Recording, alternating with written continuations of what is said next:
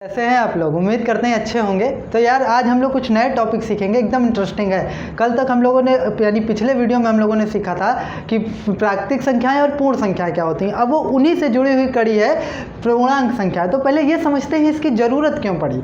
तो देखिए, पहले ज़रूरत समझिए और फिर चीज़ों को समझिए, मज़ा आएगा। देखिए, जैसे मान लीजिए क्या हुआ, आप एक दुकान पर गए। कहाँ गए? एक दुकान पर गए और आपको कोई सामान, या मान लीजिए आपको एक ड्राइंग बॉक्स लेना था और उसकी कॉस्ट कितनी थी? 50 रुपीज़। कितनी? 50 रुपीज़ यानी 50 रुपये। और लॉकडाउन का समय था इसलिए वो थोड़ा महंगा हो गया, मतलब था वो 50 का ही, क्योंकि लॉकडाउन में हम जानते हैं चीज़ें वैसे भी दुकानदारों ने रेट से महंगी पर बेचा है। तो वो दुकानदार आपसे कहता है कि 60 रुपये की भाई साहब इस समय मिलेगा, क्योंकि लॉकडाउन का समय है। तो अब ऐसा तो है नहीं कि आप उसे इतनी ना पहचानो दुकानदार से, क्योंकि मोहल्ले की ही दुकान है। तो आसपास के लोग क्या होता है कि कहते हैं कि अच्छा 50 रुपये अभी लिए हो, ठीक है, 10 रुपये हमें बाद में दे देना, लेकिन तो ठीक है। तो इसी तरीके से वो 50 रुपये आपके पास थे, आपने उसे 50 रुपये देंगे और आपका 10 रुपये आपको उसको अभी देना है। तो इस तरीके की संख्या को वो कैसे कैलकुलेट करेगा या कैसे उसकी गणना करेगा? वो उसके आगे ऋण चिन्ह लगा देगा। ये बताता है कि आप 10 रुपये क्या हैं? कर्जदार हैं। क्या है? कर्जदार है। तो इस तरह की संख्याएं ना तो प्राकृतिक में है, अगर आप पिछला वीडियो नहीं देखें तो एक बार पहले उससे जाकर देख लीजिए, तो आपको और अच्छा समझेगा, ना पूर्ण संख्याओं में है। इस तरह की संख्याएं जो है के लिए हम लोग पढ़ते हैं पूर्णांक संख्याएं, बस उसी को थोड़ा विस्तार किया गया है। तो देखिए, इसकी परिभाषा आप कैसे बनाएंगे।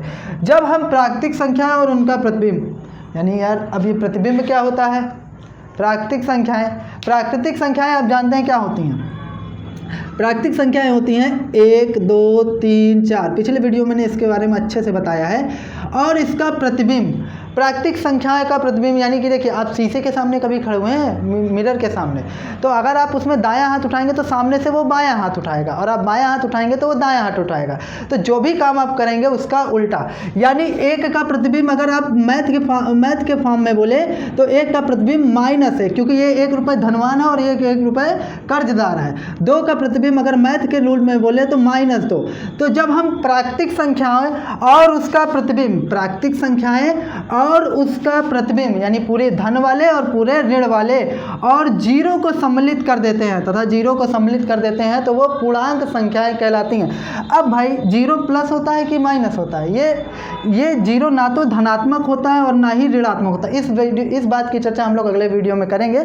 फिलहाल ये देखिए, संख्या रेखा पर हम लोग इसको ऐसे दर्शाते हैं। सबसे पहले बीच में जीरो होता है, और जीरो के दाएं तरफ जो होता है धनात्मक पूर्णांक लिखे जाती हैं, और जीरो के बाएं तरफ हमेशा ऋणात्मक पूर्णांक लिखाई जाती हैं। और दाएं तरफ की पूर्णांक हमेशा बाएं तरफ की पूर्णांक से बड़ी होती है हमेशा।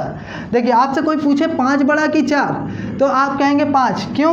क्योंकि 5 जो है संख्या रेखा पर 4 से दाहिने तरफ है। किस तरफ है? दाहिने तरफ है। और इसी तरीके आपसे कोई पूछे -50 बड़ा है कि -60, तो आप कुछ मत करिए। देखिए, सिंपल फार्मूला, बीचों बीच जीरो रखिए, इधर आएंगे भाई माइनस है तो आप बाएं तरफ ही आएंगे ना, तो ये आ जाएगा -50। फिर क्या पड़ेगा?